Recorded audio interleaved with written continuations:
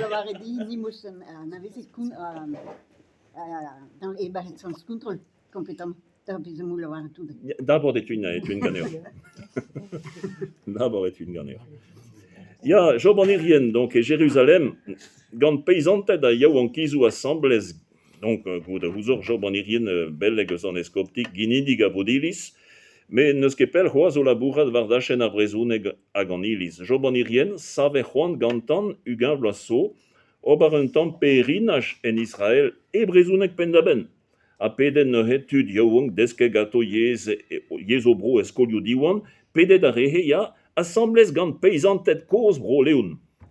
A tout an eho en o jeu, mont betek Jérusalem, med dan eil dervez a regoz don da houlen da Job. Met peseur diaoul a vrezouneg a zo gant a re yaouankman, a dan dervez war l'er a vrezouneg erien nevez o ton da glemmie, a blamon a gomprenet ket pe vrasa eus marvalioù ar beizantet.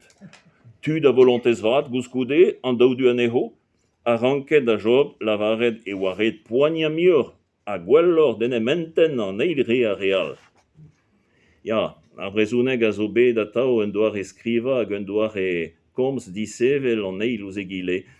Hag an doar e skriva a yoaie un alwez mat den em gompren etre Leonis tregeriza kernevozis KLT ma keror, met a rabat evit ken nebeud lesker a gostez an doar e saurus da varvaliad a zo ini be bagorn vro. An ez e ad kouid ar blijadur. A savet deom ur yez divlas pel ouzini oc'hentadou. Ar gentel a zo amman.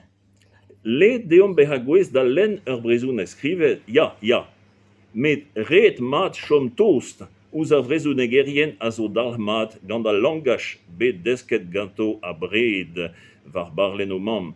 Ar hemañ e ad kouid a taz ur a yez ma vez ket gred an drahe e gise. Brezouneg plouvorn. Bon, goulennet un bet daou so, daou bar un tamm skol divar ben troioù lavar